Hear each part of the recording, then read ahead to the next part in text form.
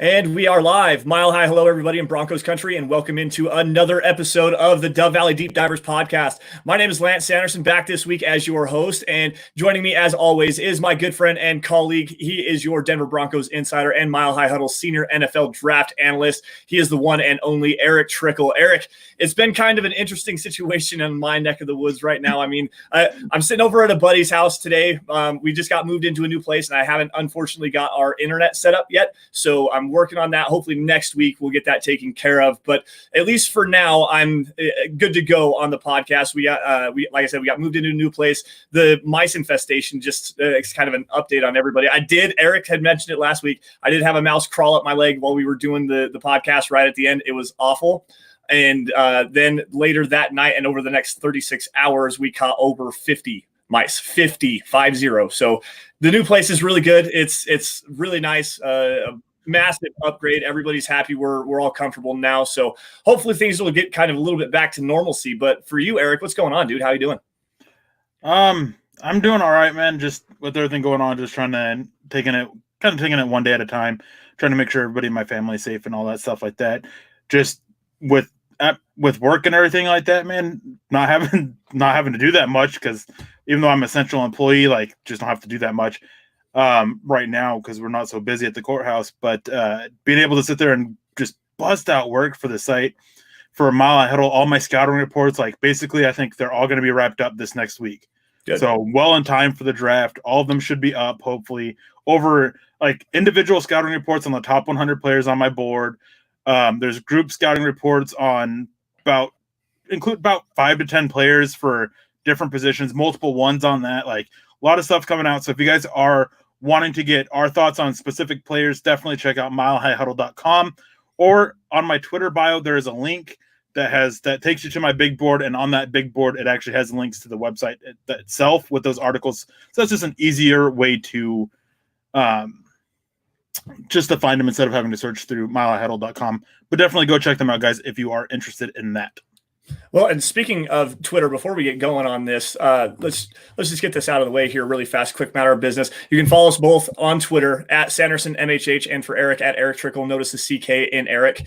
You guys can also follow the pod at DVDD_pod. Make sure you guys are also following at Huddle Up Pod and at Mile High Huddle for instant updates on what's going on with the show, what's going on up at the website. You guys get breaking news, analysis, opinion articles, film breakdowns, stuff like that. A lot of really good content, especially with Erick going up on with all the scouting reports. The Finding Broncos, you guys, there's a specific section in the Mile High Huddle YouTube page that is dedicated specifically to the Finding Broncos videos that Erick has been doing over the last month and a half or so. So make sure you guys go and check that out. Now, today, we've got just a couple of quick things before we get going on everything. Got a couple of super chats and want to welcome everybody in that was in the room. Bawana, Beast, Bronx Legend, all the guys. Chris McKay coming in with a $5 donation. Assuming Ruggs is available with the 15th pick, what do you guys have his rookie stat projections at? Now, this is kind of an interesting question, and the reason why I say that is just because with this new scheme that Pat Shurmur's bringing in, a lot of 3 wide receiver sets,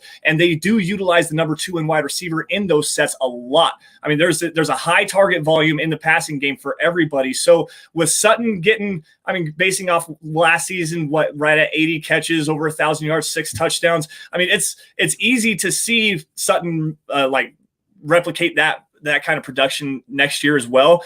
But with Ruggs on the other side of that, is 60 to 70 catches out of the realm of possibility, Erick? I don't think it is. Actually, if Denver were to get Ruggs, I would actually probably project that somewhere to be. And he's not just a go route runner. He doesn't bring just speed. I think a large portion of his catches would probably be actually coming off of slants or quick in routes or quick out routes. Just something to get the ball in his hands quickly and letting him use that speed to just outrun the defense. I think that he would probably add with that probably about 7 or 8 touchdowns and just have a huge year for the Broncos as a rookie, just because of what his speed can bring. And not only that, the impact that he would have on what Noah Fant and Cortland Sutton are able to do would just be tremendous as well. And definitely boost their stats.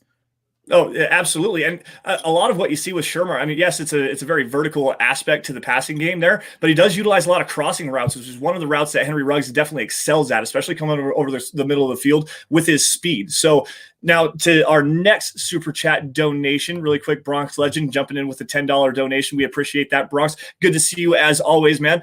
Say Isaiah Simmons, the linebacker do-it-all defensive chess piece from Clemson, falls to number 10. In my opinion, you trade up for it. Would you guys be okay with that? Now at 10, absolutely. I think that with a chess piece like that, a guy that can come in and play all over the defensive front, he can come off the edge, he can play that inside linebacker, cover out of the slot, play a little bit of the deep safety. And if you get the right kind of a matchup, I think he can probably play a little bit on the outside as well. So it's a big chess piece for Vic Fangio to use in different kind of formations, not even just in the base package, but especially in like the nickel and dime situations, those sub packages. Isaiah Simmons is a huge fit for this. I mean, depending on the cost, I would be okay with doing it. I don't necessarily know if I'd be willing to give up a future first to do so. But if you give up 1, 2, and so let's see, 15, 46, and maybe one of our third round picks, I would be okay with that. Yeah, for me, it would all depend on what you're giving up to get up there. I'd be all for trading up for Simmons. I mean, I think what he could do in Vic Fangio's defense would just be tremendous and really help basically everywhere else because of what he can do in coverage, what he can do against the run, what he can even do as a pass rusher.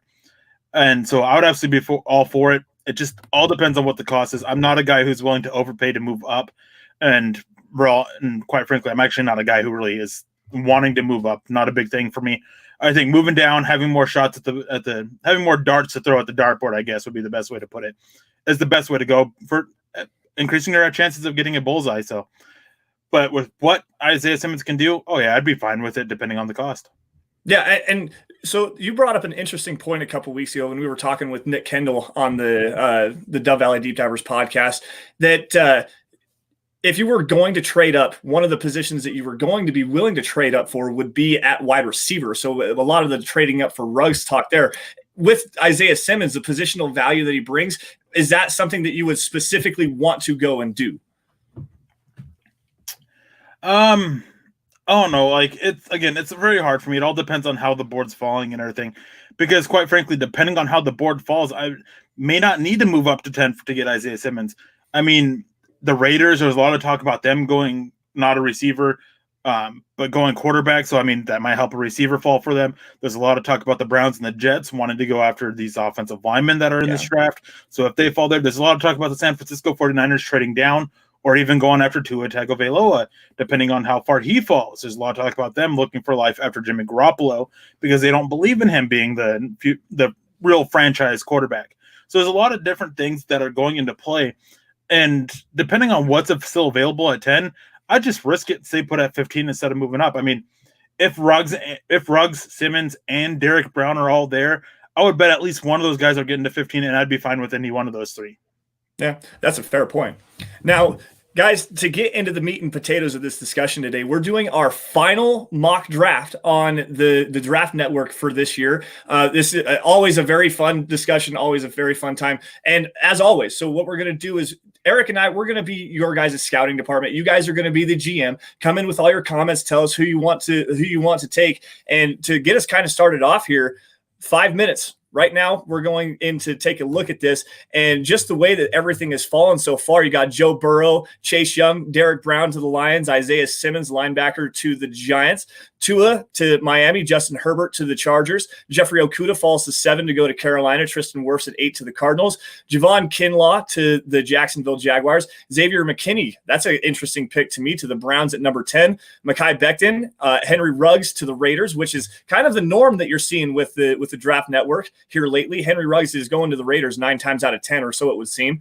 CeeDee Lamb to the San Francisco 49ers, and Andrew Thomas to the Tampa Bay Buccaneers. So this brings up a very interesting discussion. And I know that if we had Zach Kelberman on right now, he would be doing backflips because he is all about taking an offensive lineman or a wide receiver to help out with Drew Lock. And you have one of arguably the best offensive line prospect in the class in Jedrick Wills available. And also you have Jerry Jeudy, who is my number 1 wide receiver in the class. Now, Eric, you brought up kind of an interesting point on this, and I see we got a super chat. We'll go and grab that really fast. as per Jedrick Wills, to kind of bring some spice into this conversation, not only can you play him as have him as a developmental tackle, you think he can slide in at right guard and succeed right away, don't you? I definitely do. And quickly before this, since we had a lot of comments about it, guys, Lance and I, we did discuss doing trades and everything. And as well, I thought about it, and I raised it up to him today about this, is that it's just going to be very time consuming, because then we have to figure out how far down we want to trade, what the trade's going to detail, and then if it fails, what then. So we just decided we'll just stand pat. It's a little bit faster. We do only are limited on time with this, so. But there's a lot of Judys in the comment section already. I'm seeing a lot of Judys already. So with Jedrick Wills, that's the way I would go personally with this. Is I like Jerry Jeudy. I think he's a really good receiver. I'm very concerned about his hands. He had I think it was like a 9.3 drop percentage. And actually, just this last week, I did a Twitter poll about it, where without giving out the names, it was the yards per attempt, or yards after catch per reception. And can't remember what the other stats were, but one of the stats was the drop percentage. Well, of the 4 receivers, number 1 was CeeDee Lamb. Number 2 in votes was Henry Ruggs. Number 3 was Denzel Mims. And by a wide margin, too. I mean, CeeDee Lamb took it. Henry Ruggs by a wide margin before 3 and 4. Denzel Mims was the number 3rd. And then Jerry Jeudy. Definitely concerned about his hands. I go Jedrick Wills simply because while I'm not super on board with going offensive line, while I do want the receivers, is his ability to step in, play right guard, and then he can have Graham Glasgow is moving over to center. You can have a starting 5 offensive line. And then if Jawan James gets hurt, you can move Jedrick Wills over to right tackle and insert Elijah Wilkinson, or just insert Elijah Wilkinson at right tackle. And if that's the case, I mean, Wilkinson has issues in pass coverage. He can be tremendous when it comes against blocking, or it comes to run blocking. So that's going to be a huge thing for that as to why I'm looking that way. I like Jerry Jeudy, but again, I'm looking at Jedrick Wills just because of what all he does for this, and he had like a 9.3 drop percentage, so something that's very concerning. Yeah, and actually, Noah Capella, friend of the show, a friend of mine from another website, comes in, and I'm going to just pull this up here really fast and have you go through it really quick while I go and grab Paul on the super chat here. But below is our official drop percentage numbers for the previously mentioned wide receivers. Michael Pittman's on there. I mean, just so you guys can take a look at that. That's just a very interesting. That's a very interesting kind of piece of information. We thank you for providing that for everybody, Noel. Now, Paul coming in. Paul, big friend of the show, big time supporter of Dove Valley Deep Divers. $20 donation. We appreciate you, man. Thank you for joining us. Erick's dartboard money, he says. I'm thinking we move down on this one. You know, it's not a bad idea. I'm so smitten with Jerry Jeudy that I think that in this particular scenario, Jerry Jeudy pairing up with Courtland Sutton would be an amazing pair. I think that just I understand your issues with the drops and everything like that, but when he does catch the football, he's so elite after the catch. He can go. I mean, he's fast enough to. I believe so. He's very good at shedding tackles, very agile, very good at escaping pursuit. Sorry, I'm losing my train of thought really fast. But anyways, I think that just after the catch, he's probably the best wide receiver in this class. And I'm not saying that because of a speed standpoint, but just the agility that he has and his ability to shed tackles is more of the thing that I really like there. He's also a very good route runner, arguably one of the best route runners in the class. So that boosts up, and I've been smitten with Jerry Jeudy since like August. So I don't know. That's just the kind of direction that I would see us going. Terry Randall coming in from Canada. Thank you. Showing that Broncos country is not a geographic location. It is, in fact, a hashtag state of being with a $2 donation. No Eric's tie rocks too, he says. But getting back to this, I'm seeing a lot of Jeudy still. Seeing a lot of Jeudy. I don't really, as I obviously have made it clear, I don't agree with that. And part of it for me is I don't think Jerry Jeudy's worth it. I don't think that passing up on a guy like Jedrick Wills, who was the best tackle on his team, he's one of the best tackles in this class. Like, I don't agree with passing it up for a guy who had an 8.3 drop percentage and averaged 7.8 yards after catch per reception. Like, that's just mediocre numbers for me. That's not a guy that's worth 15, especially when you look at these guys who are that same kind of mold as Jerry Jeudy, guys who are really good route runners that come into the NFL and they just don't contribute the same way, the way that you expect them to. We've seen that with Calvin Ridley. We've seen that with Riley Ridley. We've seen that with Deshaun Hamilton. We've seen that with a lot of receivers of that same type of mold. So I'm just iffy about them pick. That's the way we're going to have to go because that's the way the chat wants. I'd go Jedrick Wills, and after this draft, I'm handing in my resignation. Good answer. Well, let's lock this in really quick. Jerry Judy going down here. Let's go grab some of these comments really fast because I saw a very interesting one here from I think it's this one here. Anthony Velasquez coming in on YouTube. He says, I don't understand why everyone wants to trade down. We don't need all these picks. We should use them to trade up and get the best players in this draft. Now, Anthony, I kind of agree with you, but also I disagree.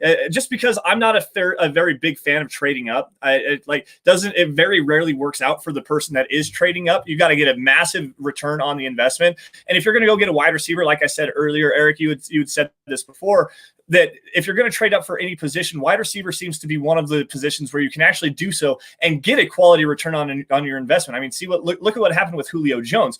Now, as far as trading down, I agree with that as well. A big reason to that is because the Broncos currently have 78 players on their roster, and there's only room for 12 more spots. They have 10 draft picks already, and they're going to want to bring in some guys as undrafted players to fill out the roster. They don't need to use all 10 of those picks. They can go up and get somebody if they want to. Now, in the first round, I'm not for that. In the second round, sure. If you want to go up and get like a Cesar Ruiz or like Lloyd Cushenberry, if he falls that far, maybe Denzel Mims falls out of the first round, you can go back-to-back wide receivers. Or say you get like a Javon Kinlaw at 15, you can go get a wide receiver in this deep class. If you're going to do that, I think that I'm okay with it. But in the first round, I'd rather stand pat at 15, see how the board falls, take the best player available at a position of need, and you're probably going to walk away significantly happy with doing so. So here's my thing with the whole. Here's my argument with the whole. Oh, Denver doesn't have that many uses for as many picks. All right. So do you want to roll with? Let's see here. Your primary backup fullback, even though it's not important, as Jeremy Cox? Do you want to roll with your backup left tackle as Jake Rogers? Do you want to roll with your depth receivers currently being Deontay Spencer, Fred Brown, Jawan Renfrey, Trinity Benson, and Kelvin McKnight? Do you want your backup right guard right now to be Tyler Jones, your backup right tackle to be Calvin Anderson, Kyle Pecco as your backup nose tackle, like Malik Reed as a backup? Like, it's when you have these many picks, it's about improving the depth as well. Not all these guys are going to come in and be starters, but Denver's depth is atrocious. It has to be fixed. So while I do agree that there is a certain max amount of picks, I think sitting at 10 is right about that point. I think that you can move down and then use some of those picks to move back up and just move around the board a little bit. Like, it's not just a thing of, oh, we're moving down, we're going to use all those picks. Gain some extra picks. I mean, moving down, say Denver moves down from 15 to 25, they're able to pick up, say, another second and a third next year. Like, that third next year can come in huge. What if Drew Lock ends up failing this year and the Broncos end up picking, say 7, and they want to move up and get Trevor Lawrence or Brock Purdy? Is you can't just look at the current year. You have to look at the future as well. And if Denver can go get a future third-round pick or even a future second-round pick and getting another pick this year, I'd be for it because of what it opens up with them down the road too. Yeah, that's completely fair, and I agree with that. Look at what the Broncos did last year. Just for example, trading out of number 10 to get down to number 20, picked up 2 third-round picks, one in the same draft class that they ended up using to go and get Drew Lock, and also a third this year that they have right now at their disposal if they want to move up again. So let's go back over to this really fast.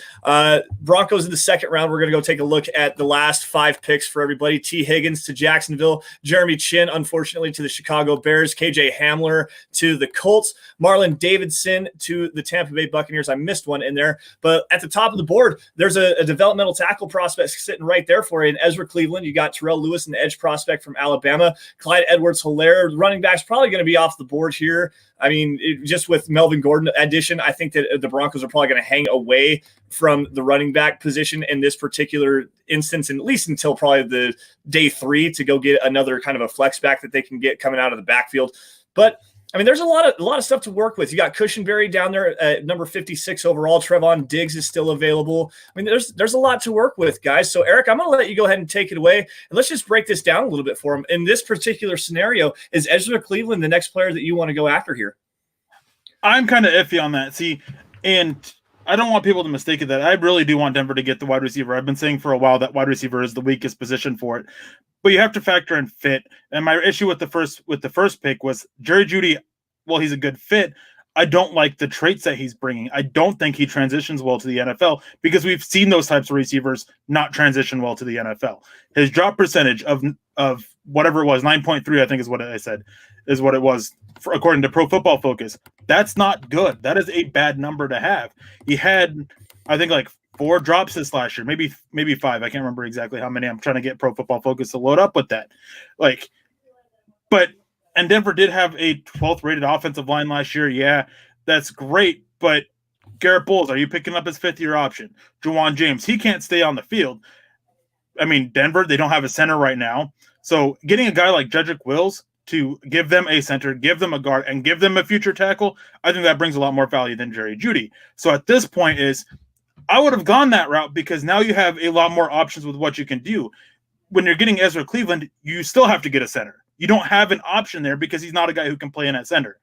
So I would probably go Ezra Cleveland with this pick simply because of the developmental tackle option that they have. But I'm not happy about it. I'm not happy really with any of the players that are left on this board at this point. I would also look at Jalen Johnson if he's still available because I think that he can step in and contribute right away in the Broncos scheme. I think that he is such a tremendous fit for them. I like him better than Trayvon Diggs. I like him better than AJ Terrell, at least when it comes to the Denver Broncos.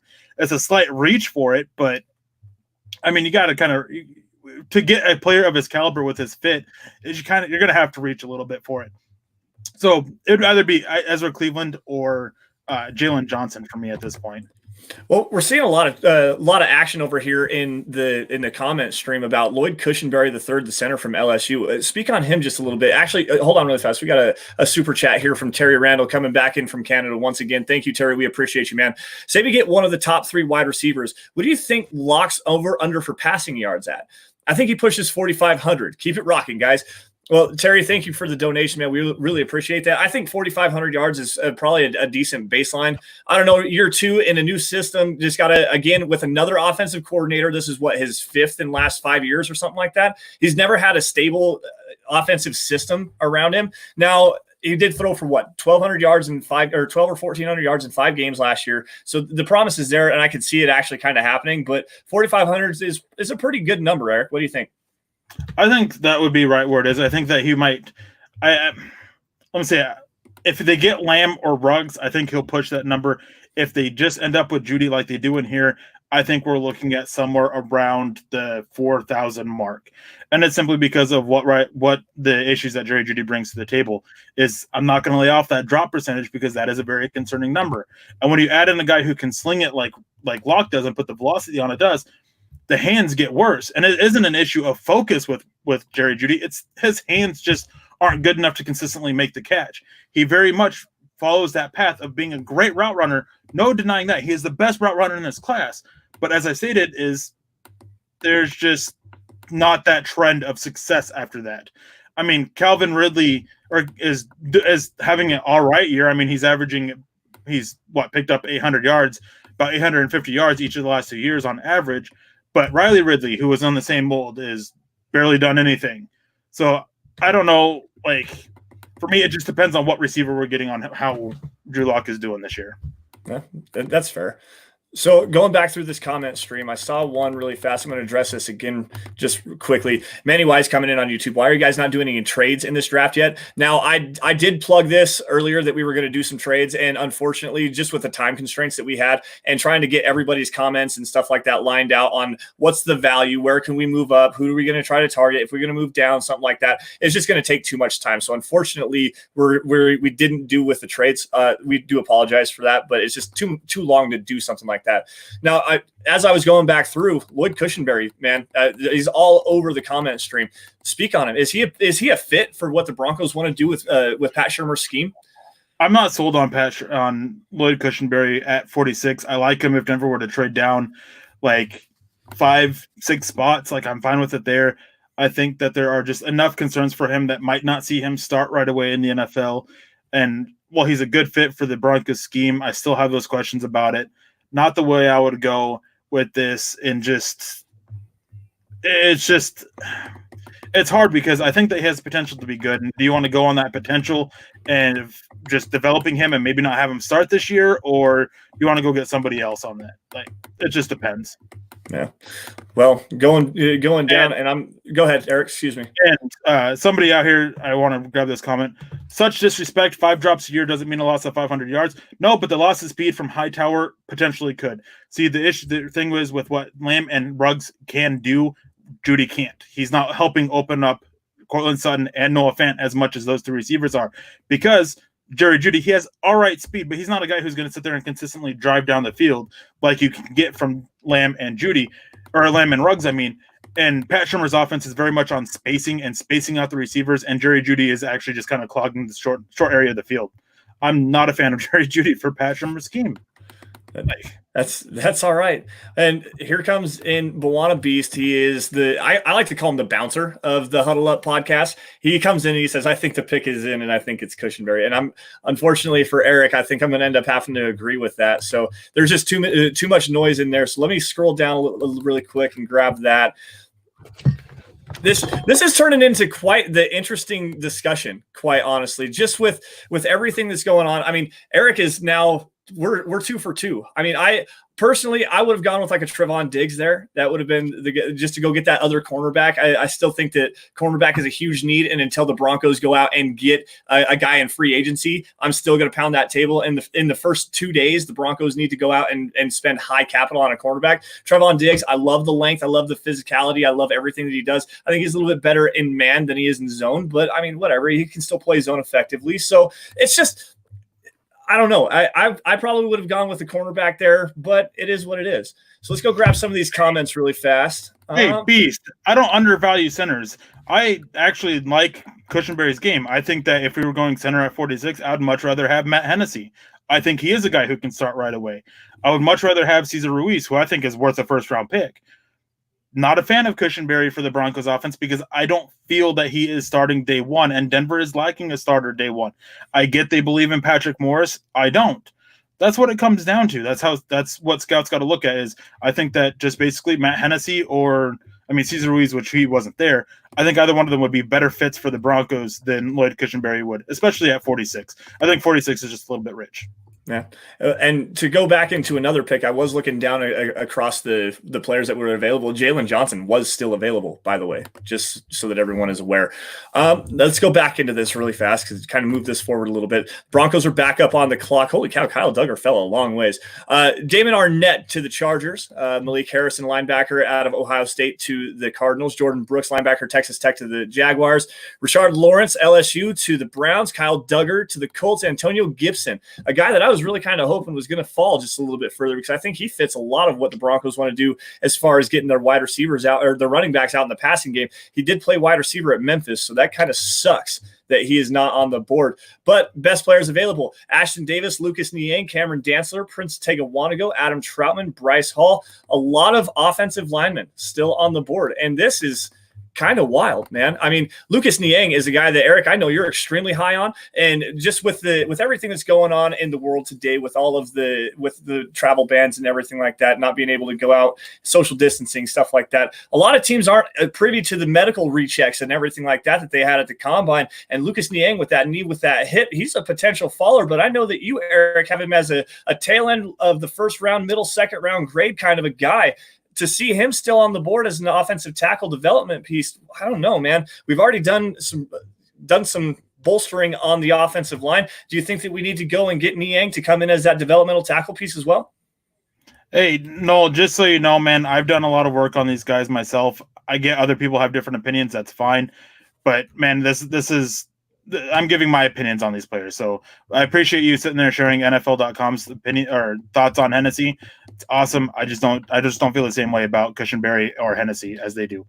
But anyways, with this is my issue with Lucas Niang, and the reason for my grade is that I don't have access to his medicals.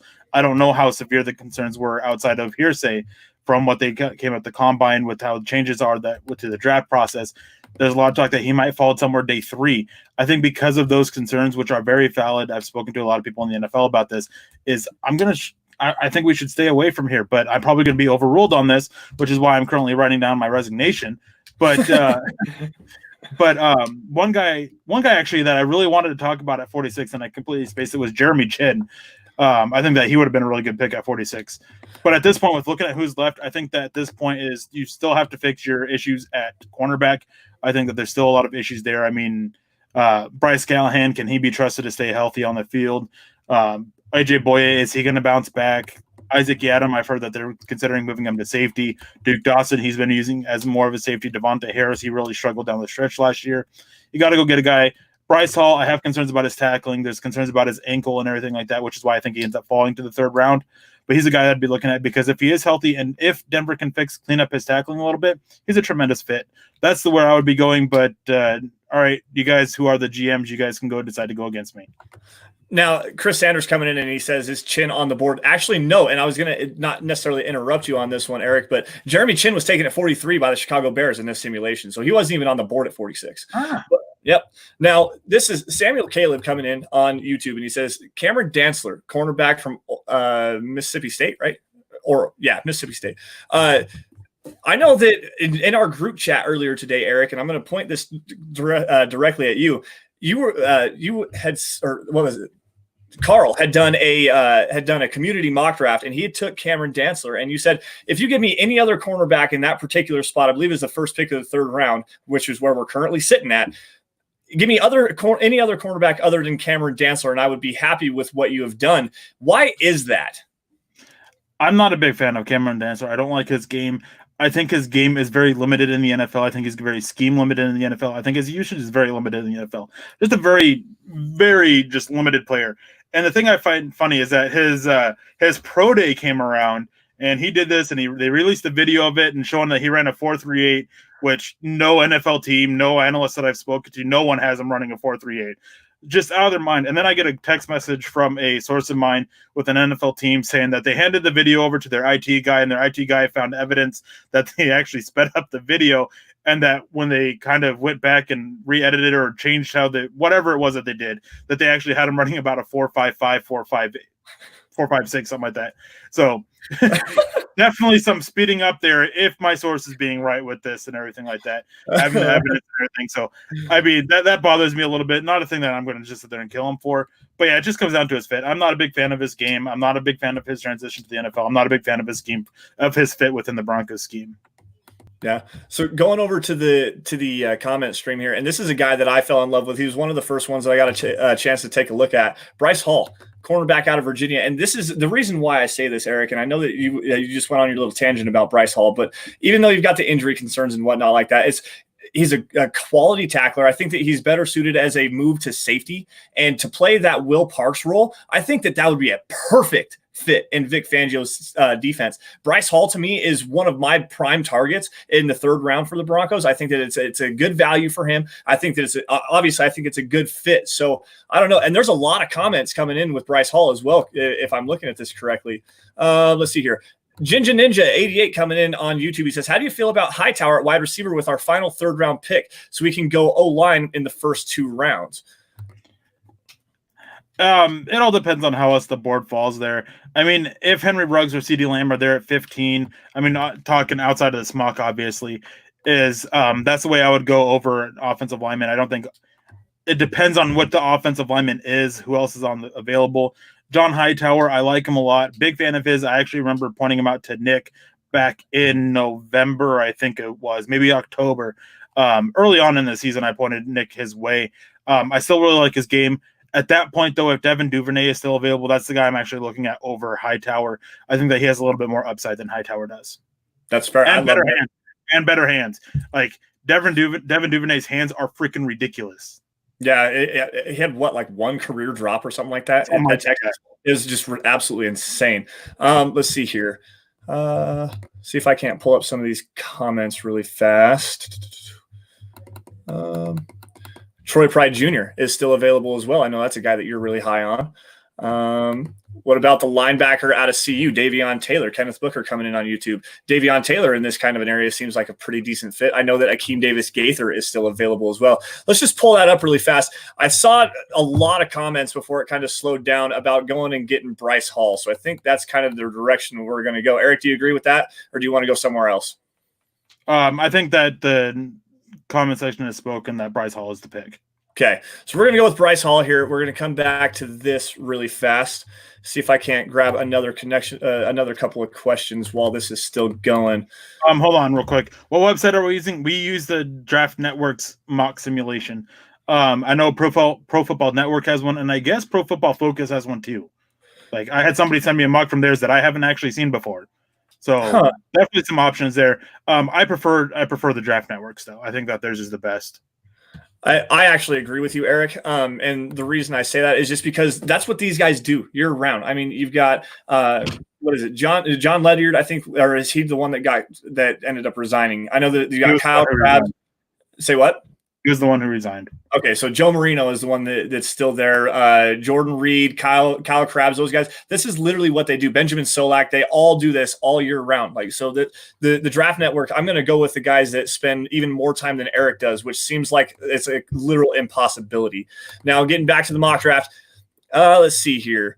Go down a few picks, see who was taken recently. You've got Eno Benjamin right after the Broncos, Cameron Dantzler, Ashton Davis, Damian Lewis, and Bryson Hopkins off the board. So going back to the top of the list, still with the offensive tackles and Lucas Niang and Prince Tegawanago, Matthew Pert as well. Troy Pride Jr. still there. Terrell Burgess, a safety that you are very high on as well, but that doesn't necessarily fit with the Bryce Hall pick. Akeem Davis-Gaither, Darnay Holmes, Ben Barch, an offensive tackle, offensive guard guy, small school guy out of St. John's that I know Eric's really high on. Absolutely showed out at the Senior Bowl as well. My guy, Logan Wilson, linebacker out of Wyoming, finally getting some love on the Draft Network here at number 100. So there's a lot of interesting options here. Van Jefferson as well, another quality route runner. With Jerry Jeudy coming in and the fact Van Jefferson to me is completely off the board right now, especially with having Tim Patrick in the fold, Deshaun Hamilton as well. I think that if you're going to get a wide receiver, you're going to look for like a Devin Duvernay here, Hightower as well. Another couple of the speedier guys. Van Jefferson just doesn't fit the mold right there. So let's see here. Going to the comment stream, everyone coming in and showing the Wyoming love here. Logan Wilson all over the place.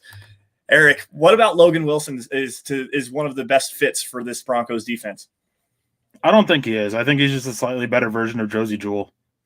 Like, he just like, I mean, he can definitely help the Broncos, but I don't think he's exactly the type of linebacker the Broncos need. And anyways, looking at this point I'm looking at Matthew Pert because outside of the once you get out, basically Matthew Pert at this point is the last real high caliber offensive tackle in the draft. So if you're passing up on Matthew Pert at this point, you're passing up on all tackles because there's no one else really worth it for the Broncos after this point. So that's the way I'd be going. Maybe, I don't think he'd fall to 95. I think that at the very least at 95, Akeem Davis-Gaither, Terrell Burgess, or Logan Wilson, I think one of those three will be available there. I don't think that's the way you got to go right now. But Matthew Pert, I don't think he's definitely going. I definitely think he will go after this. So I think that's the way we have to go. But there's been a lot of Akeem Davis-Gaither comments. Yeah, I just had a couple of Perts coming in. Here's another one right here. I did see an Akeem Davis-Gaither comment as well. Here's a good question for you from Ginger Ninja coming in. Is it possible that Trey Marshall is actually ready to be the third safety? Vic's system is safety friendly, and he showed promise. Developmental guy. I actually kind of like Trey Marshall. I don't know as far as playing in the slot. I don't necessarily think that he can do it very well. So you're going to go in a different direction. Honestly, I'd rather have Terrell Burgess there, but that's just me. So to kind of scroll back up to this, Anthony Velasquez coming in on YouTube. Eric, who are you higher on, Troy Dye out of Oregon or Logan Wilson? Troy Dye. Don't get me wrong. I think Logan Wilson is a fine guy. I don't think he's a tremendous fit for I don't want to say not a tremendous fit. I don't think he's the best option for the Broncos linebacker position without just continuing to limit themselves with their athletic ability and coverage upside. Yes, he played well at Wyoming in coverage, but just how they use him in coverage a little bit, I don't see that transitioning the best to the NFL. I think he's going to be exploited a little bit more often than that. And I think that at most you might be getting a slight improvement over Todd Davis with him. That's just my opinion with Troy Dye. I think he has a lot more upside than that. I think that he offers more in the coverage of game. I think that he offers up more as a run defender. So between those two, I definitely like Troy Dye more than Logan Wilson. And it's not that I don't like Logan Wilson. I just want to make that clear. I like Logan Wilson. He's just outside of my top 100 personally, but it's just I have concerns about his transitioning to the NFL. And that's fair. Not necessarily the most athletic guy, just has a nose for the football. Over 400 tackles at Wyoming, 10 interceptions over the course of his career, had a couple touchdowns as well. I love him. Obviously, I'm the Wyoming homer, so I would love to go in that direction. But after scrolling through this comment stream, I mean, the guy that is one of your guys, and I know that you've been pounding the table with him for a long time, Akeem Davis Gaither, had a lot of comments just a few minutes ago. So I'm going to lock that one in right now. Just get that out of the way, and continue on with this. Come back. Say goodbye to offensive tackle. Say goodbye to offensive tackle. Yeah, that's fair. I mean, but with everybody falling right now, with Lucas Niang falling, Prince Tegawanago falling, there's still a couple of offensive tackles there. And I know, like I said earlier, you have Lucas Niang as one of your top-rated tackles in the class. So there's still a possibility here that we can get Lucas Niang at 95. My thing is without having certainty about his knees, it's hard for me to go with him. I mean, it's not just the knees, it's the hips, and there has been a lot of concerning stuff about it.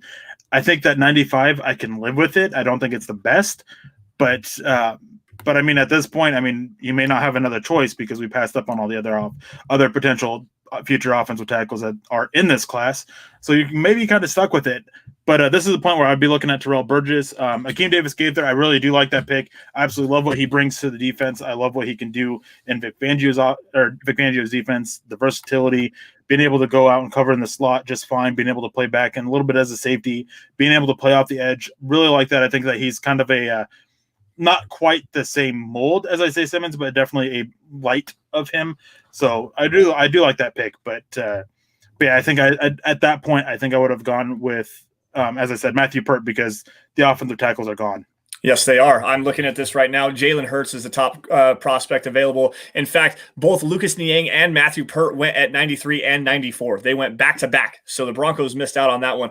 But as you said, going towards that safety position, Terrell Burgess is still sitting right there looking pretty. I mean, this is a pretty good turnout, at least. I agree with you with the offensive tackle depth coming in. It's not necessarily.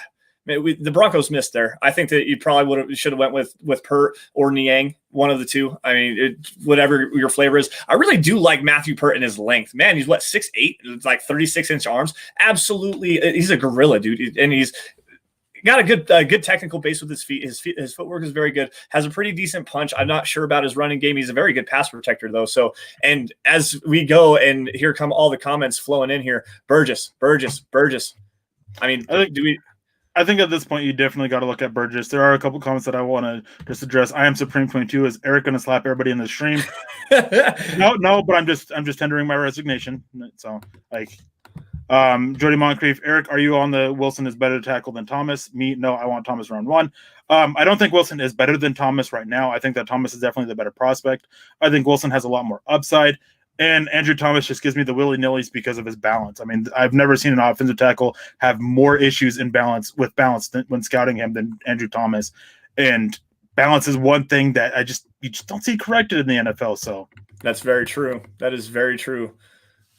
That's one of those things. Coaches like to have raw athleticism, and I mean, Andrew Thomas is a fairly decent athlete, but he's very top heavy. He gets on the ground a lot, so I can see why that would continue to be a problem. You cannot teach athleticism, and that's the thing. If you're already top heavy and you've got he's good with his footwork. He gets his hips nice and down. He does a good job in his back pedal, but he's just so top heavy. And if he gets pushed away and he's not stepping that correct direction, he ends up on his back. That's a very hard coachable issue to teach. Now, if you have a guy that is raw athletic like Tristan Wirfs, who does have good balance, who does have good footwork, good hand placement, good power, stuff like that, I can see why you would fall off of Andrew Thomas there as well. So, but let's see here. So, just a quick couple things. Bonnebeast, where's the tackle from K-State? Probably playing guard in the NFL. I don't agree that that's the best thing for him, but he's definitely a guy that I think will actually end up going undrafted because of the other circumstances revolving around him that I really don't want to get into. Kenny Dietz, terrible with names. If I butchered it, I totally apologize. Not intentional. Should have Eric do a mock on his own and explain his selections. That's definitely something that we could look at, Lance, because I got to do my final 7-round mock draft for milehighhuddle.com. So I was probably going to get that in this week. So maybe next Friday or Saturday. Yeah, we can do something like that. That actually sounds like a pretty fun episode. Now, guys, we're actually getting really, really long here, so we need to come back. Let's get back to the draft here. Let me pull it up on my screen. Terrell Burgess, I saw a lot of comments from that. We're just going to go ahead and grab that. I was going to say, what about Jake Fromm? Oh yeah, absolutely. Perfect backup Denver quarterback is a in the quarterback, NFL. right? Yeah, Wait, no, we have Drew Lock. It feels so nice not to have a quarterback to worry about. oh, I know it. Holy cow. It's such a breath of fresh air to not have to have this discussion over and over and over again. I like really wanted to pound my head on the table for the last 2 years. Absolutely awful. So, real quick, Jody, Bull's athleticism was vastly overrated. People were talking about how he's super athletic, and he really wasn't. He tested out just decent as an athlete. But there are other concerns with him. I mean, the dude just doesn't learn and take to learning that well. Those aren't issues with Isaiah Wilson. The thing about with Garrett Bowles is he did actually have a learning disability. He's very young, like as far as his football career is going. Like he's 25 years old when he got drafted, but at the same time, he'd only been playing in collegiate football for like 2 years. He'd barely even played football. He never played football in high school. Got his life turned around because he was a misfit. Had a whole bunch of prior misdemeanor charges and stuff like that. Finally got his life turned around. Got religious, became a family man, and also then found out that he's fairly decent at playing football. So that's how his story is gone. And the raw athleticism with him, it was more of we've got an athlete here. He's fairly athletic and we can work with that. Now we just got to teach him the game and actually get him up to speed. And he never actually took to that because he does have these learning disabilities. And I still think that there's a little bit of immaturity issues with him. That's just my personal take on the situation. A lot of that was with the reports that we had heard coming out of the locker rooms and stuff about him wanting to like eat cereal instead of going and study film with everybody and stuff like that, play video games, kind of the Paxton Lynch situation. Not exactly the same thing word for word, but it's kind of the same deal that you've got going on there. Plus with this is we have a lot to thank with Gary Kubiak for drafting Bulls. During the 26 season, Gary Kubiak was all about Bulls, and then their scouting department just kind of fell in love with him too. Not really fell in love with him, but that was just kind of the way they went, and a lot of it was because LA wanted to go with the guy that Gary Kubiak found and discovered, even though Gary Kubiak stepped away from football and just all that. So it was just a very weird, confusing pick with Garrett Bowles. All right, now Broncos on the board at pick number 118. Going back over the last five. Hold on, real quick. I just want to address this with something you said. Wannabes, I have learning disabilities. I do not think that has to do with football IQ. It doesn't really have anything to do with football IQ, but it does have something to do with being able to pick up the offense, being able to pick up the technical aspects of it, being able to pick up the technique, being able to take coaching, which are all issues that Garrett Bowles has had because of learning disabilities that he has. He's done a good job of overcoming them at least a little bit, and I applaud him for that. But there are just some issues that are still coming as a result of them. Yeah, you're absolutely right. I mean, it's such a hard thing to really kind of gauge, and you really don't know that until you get the player in and you can really work with him. I mean, you can only learn so much with the whiteboard interviews. You can get kind of an idea about their football IQ and stuff like that, but really, there's no way that you can vet that kind of a process. How is he going to learn when he gets to the professional coaching level? Like, there's no way that you're going to understand that until you get him there. And the Broncos are kind of, I don't really know the right word to say this because they're not really hosed, but at the same time, they got built a bad hand. That's all there is to it. Now, getting back to the draft here, going over these last couple prospects, we've got Shane Lemieux to the Panthers, Bradley Anae, Zach Moss, Alohi Gilman, and Michael Ojemudia, the cornerback from Iowa, going out and to get us through the top prospects available. Fromm's still available, Sadiq Char's still available, Ben Bart's still available. Here comes a run of the tight ends, Hunter Bryant, Devin Asiasi, Thaddeus Moss still available there, Kenny Willekes. This is a spot for, if I'm the Broncos, I'm trading down big time. The needs are not lining up. I mean, there's just nothing here that really kind of speaks out to me. Solomon Kinley, maybe. Essong Bassi, a cornerback from Wake Forest. Leki Fotu, there you go. There's another decent pick for the Broncos to bolster up that interior defensive line. So kind of had to search for that, though. The way that everything has fallen out, we've done a fairly decent job as far as filling out what you guys want, but the needs that the Broncos have and how we've gone about filling them, with where the draft class is sitting right now, it's not a very looking good for the Broncos. I can tell you that. Why don't you go pull up receivers real quick? I want to see if certain receivers are available. There are a couple tackles left. You mentioned Sadiq Charles and Ben Barch. Both of them are playing guard in the NFL. They're not guys that you're going to have inside. There is one name that I do definitely see available, Devin Duvernay. That's where I'm going. Yes, get your offense some actual speed. Get your offense a guy who can actually stretch the field and actually create spacing for Jerry Jeudy that we had at 15 overall, and potentially help Jerry Jeudy be better in this, because there's a lack of spacing in it. I do have one question. Jody Moncrief, Eric, no one talks about Fromm. What are your thoughts? I don't like him. I don't think he's good. I think he's going to be very limited. I think his ceiling is a Case Keenum type of quarterback. I mean, let me make this clear.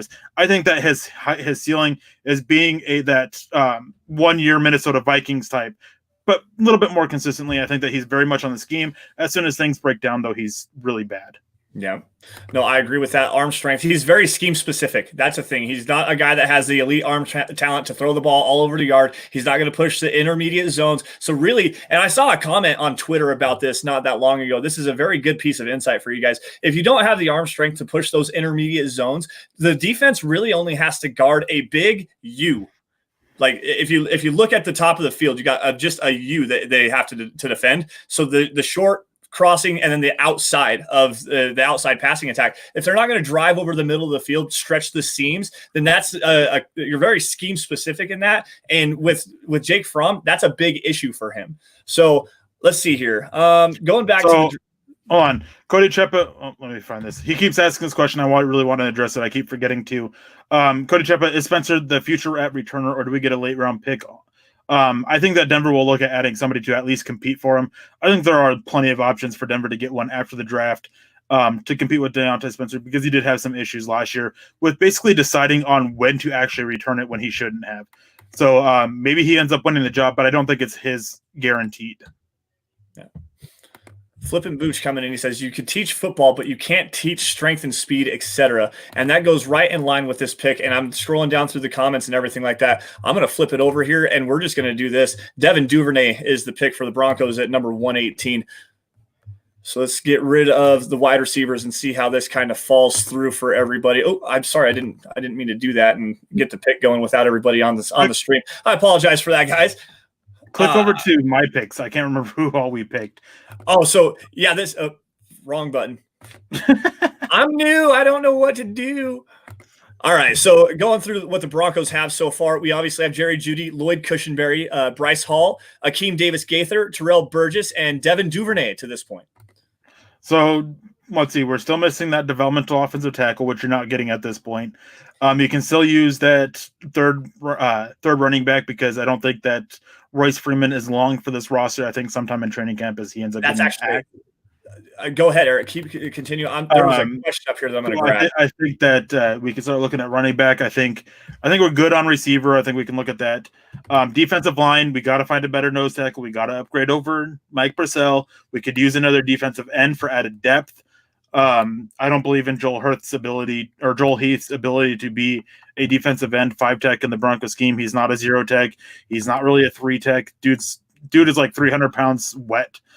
He's not a guy who's going to be playing inside as much. He doesn't have the quickness to handle inside like Draymond Jones does, because Draymond Jones actually did have success inside despite the lack of size because of how quick he can fire off the snap. So those are still a few places that I'd be looking at. Offensive tackle, as again, just cross it off, because you're not getting one at this point. There's nobody worth it. Yeah, I think that honestly, interior defensive line, obviously we need to go in that direction. Running back for sure, possibly another cornerback as well. So I'm pretty much in agreement with you on that. I can't find the question. I believe it was from Joseph Malinowski. He asked something about, do you think the Broncos could use Royce Freeman as a trade piece in this draft and maybe move up with a third round pick and maybe move into the second round again? I don't know. I'm not sure if that was the exact question. Joseph, do come back with that, because it was a very good question. I wanted to grab it earlier, but then we ended up just running past it. So why don't you go back over and show my picks, because Holden Adams has just said, just got on who have we drafted. So just let him do that. As for trading, using Royce Freeman to trade up, it would depend on how far you're moving up for it. I think that his value at this point is probably that of a 6th round, 7th round pick. He's struggled. He hasn't been good. He's been injured his rookie year, adding to the tread or the wear on his tires. Already came into the NFL with a lot of carries on him, like just some issues with it. So click over to my picks, and so we can show Holden Adams real quick. Okay, so going back on this, Jerry Jeudy, Lloyd Cushenberry, Bryce Hall, Akeem Davis Gaither, Terrell Burgess, and Devin Duvernay so far. And the Broncos are actually on the clock, pick 178. We're going to kind of pick this up a little bit. Remaining players available, you got Keyshawn Vaughn, Antoine Brooks Jr., Antonio Gandy Golden, Patrick Taylor Jr., Tanner Muse, Tyree Cleveland. Those are the best available on the board so far. So I'm going to scroll down nice and slow so that make sure everyone can see this, so that you can take a look at this, Eric, and see maybe where you're wanting to go here. Lamar Jackson. Why don't you pull up defensive line real quick, and I'll see if there's any names there that stand out that can fit with the Broncos. Benito Jones, James Lynch. I know that's a guy I know that you're really high on. See here. Robert Windsor, interior defensive line, Penn State. No. Let's see. Scroll up to the top. Yeah, there's no one. So let's go over to running back. I think at this point is you can start looking at that. Let's see. There's one name in particular I'm looking for, Darrington Evans. I was actually going to say that. I know that you're high on Darrington Evans as well, and it looks like he's probably already gone. All right, yeah. I rage quit. That's it. Rage quit, he says. I thought I saw Michael Hasty. This is pick 178, Vaughn Beast. I mean, at this point, I'm not. I mean, with the running backs that are available, I'm not looking at that. Who's the best available? Antoine Brooks Jr., safety. Tanner Muse. A couple wide receivers. Antonio Gandy Golden. Tyree Cleveland. Tanner Muse would make a little bit of sense if Denver didn't go get Terrell Burgess and Akeem Davis Gaither. Michael Divinity Jr., linebacker from LSU. I'll pass on that. I mean, we can look at edges and try to improve the edge depth a little bit. So let's pull that up real quick, and we'll just go over that. And see here. So the best one is Jonathan Garvin. I think that he could be solid. Not a big fan of Kendall Coleman for the Broncos scheme. Travis Gibson, he's got a lot of hype surrounding him, and I think at this point he could actually be a really good pick. I think that about 5th round is where he will actually end up going. So that's one guy I would be looking at this point. All right, so let's go into the comment stream here and see if we can't find somebody. Muse Jackson, Antonio Gandy Golden, Tyree Cleveland, Tanner Muse. Looks like a lot of Tanner Muse so far is what I'm seeing here. Yeah, here it is, Chris Sanders. Double up the depth at safety and get Muse. I mean, but Tanner Muse isn't a safety at the NFL level. He's a linebacker. Probably. His role is going to be similar to what you're getting out of Terrell Burgess and Akeem Davis Gaither. So I think that it's just really redundant. Did you hear we offered Aldon Smith a contract? In your thoughts? I didn't hear that. I haven't heard anything about that, so I have no idea. If it's true, then all right, I guess it can make sense. I mean, he bulked up a little bit. I think being at, I think he's like 287 pounds. I think that he can offer up some juice on the inside now. I don't think he'd be a true edge. So definitely very interesting. I'm curious to see how he ends up doing. And I'm really glad he ended up turning his life around. Like, super excited to hear that. Super glad for him. I like seeing people turn their life around. Yep. I can't remember. I think it was Chad and Zach that had talked about that. And just with his whole story and everything, it's great to see that he actually got himself turned around and hopefully can get back to football. He's still got to get reinstated, but signing that contract with the Cowboys, that was a big move for him. Now, I'm over here on the cornerback depth here because I saw a couple comments about Lamar Jackson. I see Dane Jackson, cornerback out of Pittsburgh as well. Neville Clark, UCF. Levert Hill, cornerback out of Michigan. It's really kind of fallen a little bit rough for us, guys. So I don't know, Eric, what do you think? Yeah, at this point, I mean, I'd actually be looking to trade down. We're getting a lot of Lamar Jackson's actually over Tanner Muse, so I guess Lamar Jackson will be the guy. Yeah, that's what I'm going to go to. I'm not the biggest fan of the selection for the Denver Broncos. I think that he's to play in a cover 3 type, letting him be an outside boundary zone, pressing at the line of scrimmage. Not something that Vic Fangio really likes to do. I mean, I guess Fangio can adjust his scheme, but for time's sake, we got to get going that way. Yeah, I was going to say, so I've got Jackson. We're on the clock again here, so this is kind of a redundant conversation. honestly. Joshua Kelly. I was gonna say Joshua Kelly. That looks like a pretty good pick to me there. I see Bawana Beast coming in with Lynch there. He actually asked an interesting question, and I remember it specifically. Where would James Lynch play on this defensive line? 5 tech subbing into 3 tech and sub packages. Like, I mean, this guy is very similar to Derek Wolfe. I mean, he's going to play the same kind of role as Derek Wolfe in the NFL. He's got to get a little bit stronger to do that more full time, but yeah, that's the way that I would be. That's where he would be playing. As for what's on the board at this point, go get your number 3 safety, Joshua Kelly. He has an issue with lowering his head into contact and through the when he's going between the tackles a little bit. But Denver needs a tough guy to run between the tackles, and he offers up some receiving ability. Maybe he can end up being that piece that Royce Freeman just has failed at doing. Yep. And I want to make this clear, I really don't want to go James Lynch because I don't think he's going to be here come the actual draft. The Draft Network has never actually boosted him up in their rankings. Nobody expects him to be available day 3. I'll just add that I've spoken to. Well, that goes along with me, and that's why I kind of made a big deal about Logan Wilson actually getting some love and being in the top 100 because there was a long time. I think the last one we did on this, he was still down in the 300 level. So they're updating everything as well. So here it is. This is the one here. Do you think the Broncos could use Royce Freeman or a wide receiver and draft pick possibly to move up or to move back later in the first round? So we kind of already addressed that, but to move back into the first round, probably not. I mean, you're giving up at least number 46 to do so as well, at least, and possibly even a future second. So I don't know that I would be. I don't think that that's even necessarily a possibility. Lynch is what position? 5 tech, 3 tech. He's an interior defensive lineman. Yep.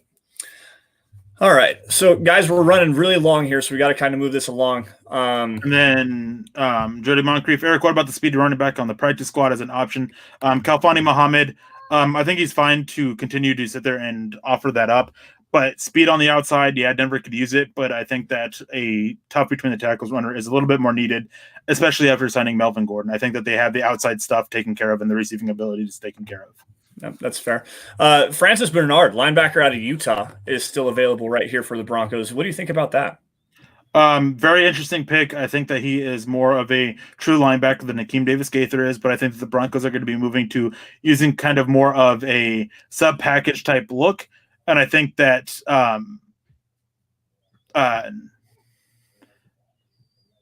sub-package type look and using Akeem Davis-Gaither in the slot a little bit and just kind of as that hybrid role. I don't think Francis Bernard offers the same upside. He would be great for the depth as a linebacker. But, I mean, unless you're going to be moving on from Alexander Johnson whenever his contract up, which I think is after this year, maybe it's after 2021, then maybe, like, looking at the future. But this isn't a place that I would be going for him. Pick 181, it's tough because right now, I mean, you can pull up offensive tackles and we can go over them real quick because Denver has to try to find somebody for that. Is Alex Taylor still available? I mean, here's your top 5 right now: Scott France, Calvin Throckmorton, Alex Taylor, John Runyon, and Tremaine Ankrum. Tremaine Ankrum, he's going to be a center in the NFL. John Runyon's going to be a guard in the NFL. Calvin Throckmorton is going to be a guard in the NFL. Yes, he is. Scott France is likely going to be a guard in the NFL. The only one who has actual tackle ability, Alex Taylor. I actually do like his upside. He is one of the very few guys that I would look at drafting day 3 to be a developmental tackle option. Upside's great. That's the way I would be going. Yeah. All right, guys, let's get some comments rolling in here. See if we can't get a pick for this. Otherwise, we're just going to have to pick it and move along here because we're running really long. We want to try to cut this short here in about another 5 minutes or so. Balana Beast with an interesting question here. Jarrell Casey costs a 7th. What would Freeman be worth? Now, with this particular scenario, Jarrell Casey is one of the better – 5-time perennial Pro Bowl player. That was a salary dump, if anything. They were desperate to get rid of Jarrell Casey, and that is why the Broncos – and they got a steal. Let's just be point blank period on this one. The Broncos got a steal getting Jarrell Casey for a 7th-round pick. I would imagine if you're going to get anything for Royce Freeman, anything at all, maybe a 6, maybe, and it's going to be conditional, you might only get a 7th out of it.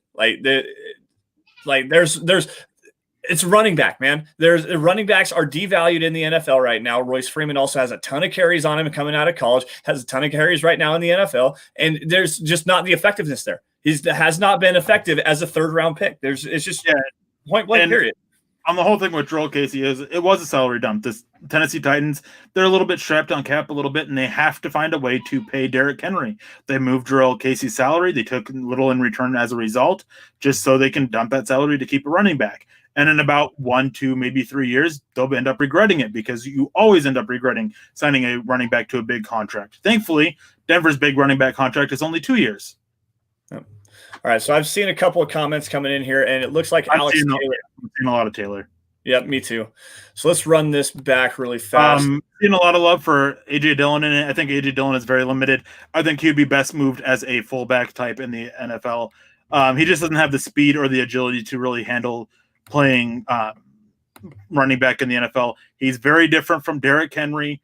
Derrick Henry is a lot more agile, despite with his size and everything, than A.J. Dillon is. They are, I mean, outside of their size and being a more powerful runner, their similarities stop there. Yeah, absolutely. Just that's just really it. AJ Dillon, 243 pounds or something like that. Everyone wanted to compare him to Derrick Henry. Just the balance that Derrick Henry has, the smoothness when he runs the football. There's no comparison. There's really not. Derrick Henry's. There's a reason why he got franchise tagged and then he got paid $10 million. Like he's that good. All right, Chris Sanders coming in with a $2 donation out of California, or is it that's Canada? Sorry, showing that Broncos country is not a geographic location, but it is in fact a hashtag state of being. Excuse me. So in the 6th round, Alex Taylor, 7th round, Benito Jones, and wide receiver Hightower. I can live with that, but I don't think that Hightower is actually going to go that earlier. There's a lot of talk about Hightower being a top 100 pick on the actual draft because of upside. And one thing that I like to try to do with the simulator is still at least look at players about where they might actually go, where the conversations have them going and everything like that. And it looks like our mock draft froze up on us. No, it's actually done. No, it did freeze up because the Broncos, that happens on this every now and again. So guys, we're not going to be able to pick the last 2. That's a bummer. Yeah, those were trade out picks anyways. The Broncos were never going to make those. But anyways, guys, sorry about that. This is the second time now that we've actually had the mock draft machine crash out on us. And it's usually the reason why is because we do go so long with it. We never really have those issues. We ended up what is this? I can't read it. This is my resignation. This is my resignation, he says.